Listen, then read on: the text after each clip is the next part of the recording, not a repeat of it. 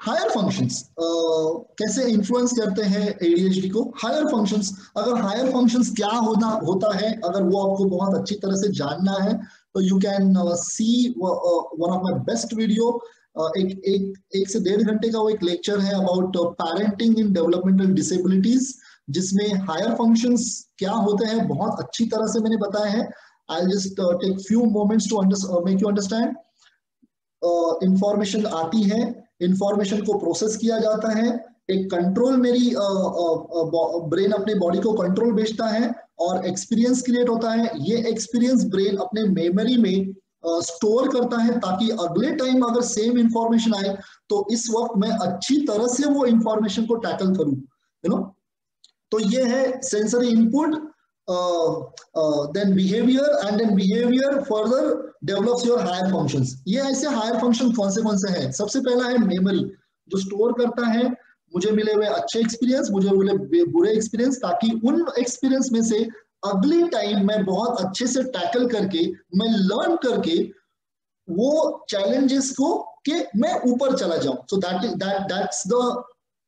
That is the major function of the memory area. Memory area का function है अपने experiences को understand करके आगे चले जाना, ना कि पाइथागोरस, न्यूटन, एबीसीडी 1 2 3 4 याद रखना, ओके, ना तो स्पेलिंग याद रखना। अगर आपने उसके ऊपर काम किया है तो बच्चा आपका अपने एक्सपीरियंसेस से आगे नहीं सीखेगा या सीखने की एबिलिटी कम हो जाएगी। So which are the different types of higher functions? पहला है मेमोरी, दूसरा है स्पीच, यानी कि मेरा वोकलाइजेशन, मैं बोल रहा हूं, ओके, मैं आवाज करता हूं, that's a vocalisation, that is only the speech. तीसरा है लैंग्वेज, जो वर्ड्स आते हैं बाहर से, जो साउंड्स फॉर्म में आते हैं, उनको मेरा ब्रेन कैसे वर्ड में कन्वर्ट करता है, और वो जो वर्ड होता है उसके बारे में मैं कैसे एक विजुअल क्रिएट करता हूं, उसको कहेंगे हम लोग रिसेप्टिव लैंग्वेज।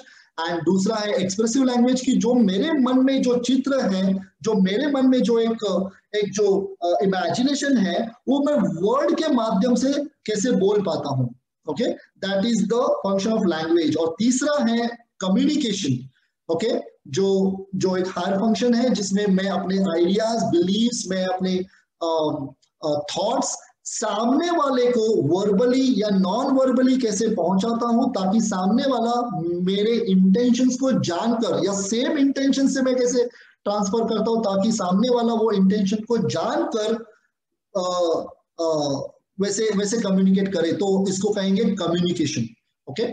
उसके बाद का हायर फंक्शन है ओरिएंटेशन, आने आजू बाजू में क्या हो रहा है with respect to visual, with respect to auditory sense, with respect to touch, with respect to smell, and definitely taste, but taste is a very localised thing. लेकिन मेरे आजू बाजू में क्या है, मैं कहां पर हूं, ये मेरे सेंसेस मुझे बताते हैं, ताकि मैं ओरिएंट होता हूं वो एनवायरमेंट को लेकर, that is orientation. Next is thinking, मैं क्या सोचता हूं और मैं कितना एक ही लाइन में सोचता हूं या मैं बहुत सारी चीजें एक साथ सोचता हूं। उसके बाद होता है इमेजिनेशन, मैंने आपको एक्सप्लेन किया है, हमारी कल्पना शक्ति। उसके बाद है इमोशंस, ये भी आपको पता है कि इमोशंस क्या होते हैं। नेक्स्ट इज क्रिएटिव थिंकिंग, कि अगर मेरे सामने कुछ रखा है तो उससे मैं क्या ऐसी चीज बनाऊं जिससे मुझे फायदा हो या सामने वाले को फायदा हो, that is a creative thinking. Analytical thinking, अगर मैं रोड क्रॉस करता हूं तो ये एनालाइज करना कि मैं पहले भागूं या पहले गाड़ी जाएगी। उसके बाद होती है लॉजिकल थिंकिंग, कि मैं पहले क्या करूं या how I will prioritise my work so that my energy I have to spend less, that is a logical thinking. And last is reasoning, कि कोई भी चीज होती है तो क्यों होती है, कैसे होती है, ये सारी चीजें समझना। So this is called as a higher functions. और लास्ट में सबसे ज्यादा इंपॉर्टेंट होता है वो है मूवमेंट एंड मोटर कंट्रोल। तो हायर फंक्शंस में जब हम लोग बात करते हैं तो I repeat it very fast, is a memory, speech, language, communication, orientation, thinking, imagination, emotion, decision making, problem solving, analytical thinking, creative thinking, logical thinking and reasoning and movements. So ये है हायर फंक्शंस। बहुत ही important है ये higher functions जब develop होते हैं ADHD में, या हायर फंक्शन कैसे डेवलप होते हैं, तो ये 10 महीने से ही डेवलप होना शुरू होते हैं, ये पांचवें महीने से ही डेवलप होना शुरू होते हैं, क्योंकि बहुत सारे एक्सपीरियंसेस, सेंसरी एक्सपीरियंसेस के माध्यम से ये चीजें आती है। सो मल्टीपल सेंसरी इनपुट्स जब ब्रेन की तरफ आते हैं तो ब्रेन उसको लेकर एक अडॉप्टिव रिस्पॉन्स क्रिएट करता है। ताली बजाया तो बच्चा अगर स्टार्टल हो गया तो उसको ये पता चला कि ताली का आवाज आने से मुझे रोना है, तो नेक्स्ट टाइम भी ताली बज गई तो वो डरना शुरू करता है और ऐसे एक अडॉप्टिव रिस्पॉन्स बनता है। तो हमारे सारे बिहेवियर्स, हमारे सारे हैबिट्स, हमारे सारे थॉट्स एंड सारे higher functions, they are completely dependent upon how हमने कैसे वो सेंसरी इनपुट्स अंदर लिए थे और कैसे हमने वो सेंसरी इनपुट्स को लेकर हमारी लर्निंग क्रिएट की है ताकि हम लोग सोसाइटी में खुद को प्रेजेंट कर पाए। And that is about behaviour. That's how हमारे ओरिएंटेशन, हमारे हायर फंक्शंस और हमारी पर्सनालिटी डेवलप होती है। यहाँ पर I just stop the sharing and I would like to show you some kind of explanation. If you permit me 10 to 15 minutes more from here, I'm just sharing a whiteboard. Can you see whiteboard? Host, can you see the whiteboard? Yes. Yes. That's great. So यहाँ पर मैं कुछ चीज draw करूंगा। अगर ये मेरा brain है, ओके, और ब्रेन को इंफॉर्मेशन आती है vision, auditory, taste, touch and smell से, ओके, तो अगर मैं यहाँ पर ऑडिटरी इंफॉर्मेशन बोलता हूं, ऑडिटरी इंफॉर्मेशन हमारे कान से ब्रेन के प्रोसेसर की तरफ जाती है, ओके, और फिर ये फिल्टर होके, प्रोसेस होके हमारे हायर फंक्शंस को एक फीडबैक देती है, ओके। तो ये ऑडिटरी इंफॉर्मेशन जब आती है तो मैंने एक वीडियो डाला था ऑडिटरी हाइपर सेंसिटिविटी पर, जहां पर ऑडिटरी प्रोसेसिंग कैसे होती है बहुत डिटेल में मैंने बताया है। यहाँ पर थोड़ा सा शॉर्ट में बताऊंगा। बहुत सारी आवाजें हमारे कान पर आती रहती है, हर वक्त आती है, और वो आवाजें हमारे प्रोसेसर ग्रास्प करता है बाहर से, वो बहुत सारी आवाजें एक साथ आती है, तो यहाँ पर ग्रास्प हो जाता है। उसमें से कुछ आवाजें ऊपर चली जाती हैं। I'll just erase this line and then I'll draw it. Okay, कुछ आवाजें हमारे हम उसको इम्पोर्टेंस देते हैं और वो इम्पोर्टेंस देते वक्त right now you all are listening to me, I assume that you all are listening to me. लेकिन अगर पीछे कुछ आवाज आती है तो और वो शायद दूर से आवाज आ रही है लेकिन उतनी बड़ी भी नहीं है, लेकिन वो अगर आपको बीच में इम्पोर्टेंट लगी तो बहुत सारे लोग मुझे सुनना बंद कर देंगे और वो आवाज को आप ध्यान देना शुरू करेंगे। और वो है एक छोटी सी आवाज पीछे से आई तो आप मेरी आवाज को टर्न डाउन करेंगे, आप मेरी आवाज को लोअर डाउन करेंगे और वो जो छोटी सी आवाज है वो अपने वो इंफॉर्मेशन ब्रेन आगे तक भेज देगा। कहां पर? Orientation, speech, language, communication and memory area के पास। तो इसको हम लोग कहेंगे सेंसरी प्रोसेसिंग, सेंसरी मॉड्यूलेशन और सेंसरी अटेंशन। अगर कोई भी पर्सन मेरे पास आता है कि अटेंशन नहीं कर रहा है तो attention is a very simple form like this. तो ऑडिटरी अटेंशन अलग होता है, विजुअल अटेंशन अलग होता है, टेस्ट अटेंशन अलग होता है। जब आप किसी कोई चीज लेते हो, जब आप टेस्ट करते हो, अगर आपको कोई आके बोलता है जरा इसको टेस्ट करना प्लीज, जब आप टेस्ट करते हो तब आप महसूस कीजिए कि बाहर से आने वाली सारी इंफॉर्मेशन को थोड़ी देर के लिए आप बंद कर देते हो। That is called as a classification with respect to sensory attention, so let's go back to the auditory sense. तो बहुत सारे इनपुट्स आपकी तरफ आ रहे हैं, उसमें से कुछ इनपुट्स ही ऊपर चले जाते हैं और ये आपका सेंसरी अटेंशन बनता है। इन ADHD व्हाट हैपेंस, ये जो प्रोसेसर है, ये प्रोसेसर अपना काम करना बंद करता है या बहुत कम तरीके से काम करता है ताकि जो भी बाहर से आने वाली जो सारी इंफॉर्मेशन है वो सारी इंफॉर्मेशन एक साथ ओरिएंटेशन एरिया को भेज देता है। इसका मतलब अगर आपका बच्चा क्लासरूम में बैठा है तो बाहर से वो टीचर सिखा रही है A for Apple, B for bat, वहीं पर पीछे एक बच्चा रो रहा है, वहीं पर एक बच्चा दूसरे बच्चे के साथ बात कर रहा है, वहां पर एक क्रो आ गया वो काव काव कर रहा है, बाहर से कुछ आवाजें आ रही हैं। तो बाकी के बच्चों के लिए ये सारी आवाजें इनको वो स्टॉप करके वो सिर्फ उसी आवाजों को आगे भेज देगा। ओके, तो ये नॉर्मल प्रक्रिया करेगा टिपिकली डेवलपिंग चाइल्ड। लेकिन अगर ADHD बच्चा है तो फिर वो क्या करेगा, वो प्रोसेसर ठीक से ना होने की वजह से जितनी सारी आवाजें आई है वो सारी आवाजें एक साथ ऑडिटरी रिसेप्टर को या लैंग्वेज एरिया के पास भेजेगा और ओरिएंटेशन एरिया को भेजेगा। तो वो हमारा जो बच्चा है वो क्रो की तरफ देखेगा, बीच में वो पीछे मुड़ के देखेगा, बीच में वो टीचर को देखेगा, बीच में बाहर मुड़ के देखेगा कि दरवाजे के बाहर क्या है। And that's called as a distractibility. Yes और no, I am asking the question to everyone, yes और no. So that's called as auditory distractibility. वैसे ही विजुअल इनपुट्स जब होती है, बाहर से जो विजुअल इनपुट्स आते हैं, you know, I just undo this. तो अभी मैं ज्यादा टाइम नहीं लेना चाहता, but this is very important to make you understand. जब विजुअल इनपुट जब बाहर से आती है तो वो भी बहुत सारे एक साथ आती है। जब मैं कंप्यूटर की स्क्रीन की तरफ देख रहा हूं तब मुझे मेरे साइड पेरिफेरल विजन में बहुत सारी चीजें एक साथ दिख रही हैं, और लेकिन वो चीजों को मैं एक्टिवली डॉज करके मैं यहां पर ज्यादा से ज्यादा ध्यान दे रहा हूं, और वो हो रहा है because of appropriate sensory processing और सेंसरी मॉड्यूलेशन की वजह से, visual processing and visual modulation की वजह से। इसीलिए मैं ऊपर जाके बहुत अच्छी तरह से मैं ओरिएंट हो रहा हूं कि इस कंप्यूटर के लैपटॉप की स्क्रीन पर क्या चल रहा है और मैं क्या कर रहा हूं।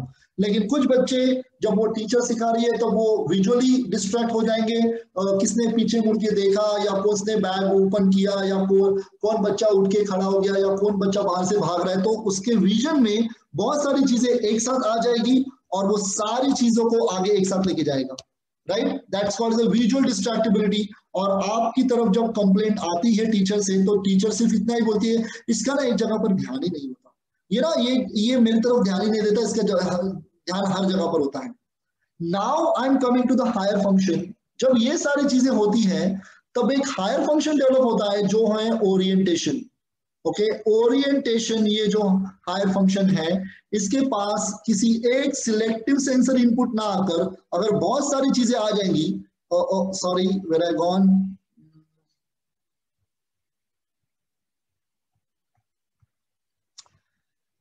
let me share it again. Yes, yeah,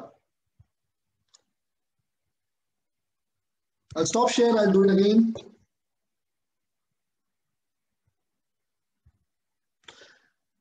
Yeah, can you see the board, Sushant? Yes. That's great.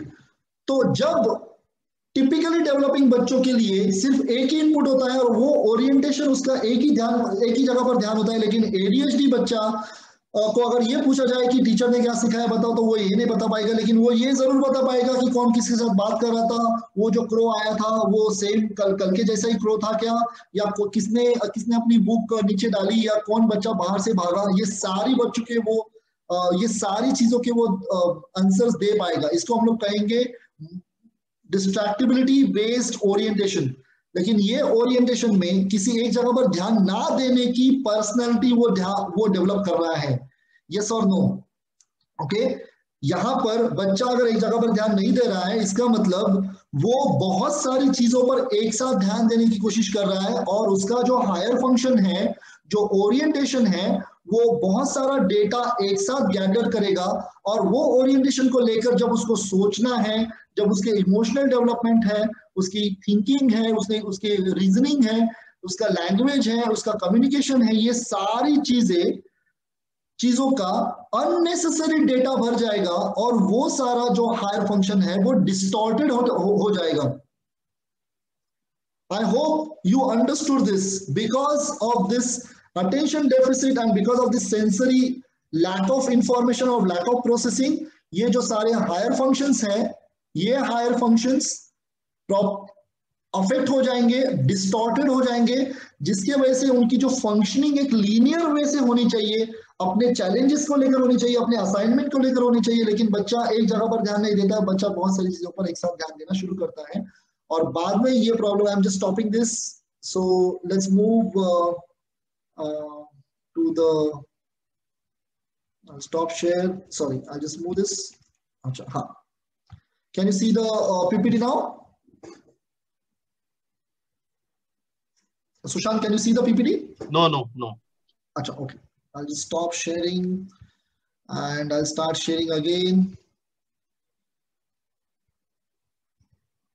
Yes.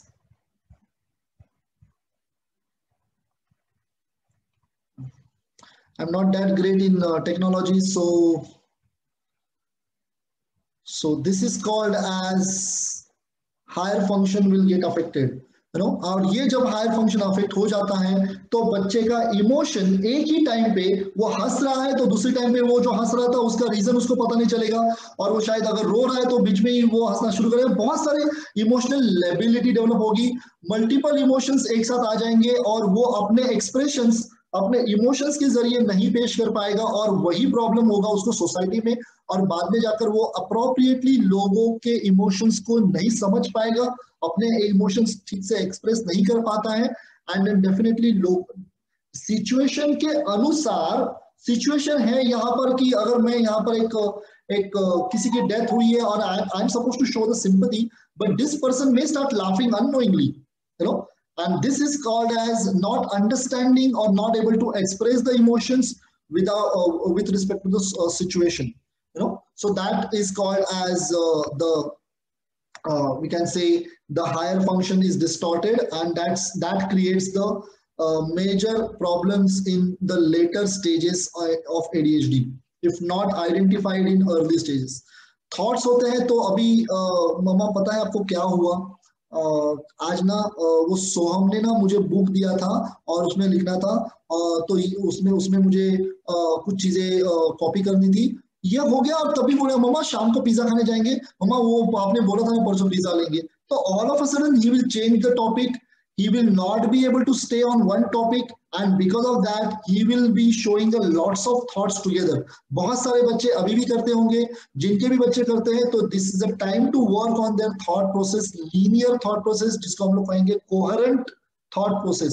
वो उसी टॉपिक पर रह के वो टॉपिक जब तक स्टॉप नहीं करता है तब तक उसने दूसरे टॉपिक को ओपन नहीं करना चाहिए। तो that's called the coherent thought process. लेकिन एडीएचडी में थॉट प्रोसेस डिस्टॉर्टेड होती है, multiple thoughts come in the mind, और जिस थॉट के ऊपर एक्चुअली काम करना था उसके ऊपर वो बच्चा नहीं कर पाता है, वो इंसान बाद में जाके नहीं कर पाता है, and that is more difficult phase than the academic dysfunction, let me tell you. वैसे जैसे मैंने आपको इमोशंस के बारे में बताया, वैसे मैंने आपको थिंकिंग के बारे में बताया, वैसे इमेजिनेशन भी होता है कि मुझे किसी काम में इमेजिनेशन की जरूरत है, लेकिन मेरे मन में मुझे काम करना है बिल्डिंग का, लेकिन मेरे मन में आ जाएगा सुपरमैन, बीच में आ जाएगा कोई तो लायन ने टाइगर को खा लिया, और बहुत सारे थॉट्स आते रहेंगे, बहुत सारे इमेजिनेशन आते रहेंगे, but the person will not be work as per his designation, as per his job requirements।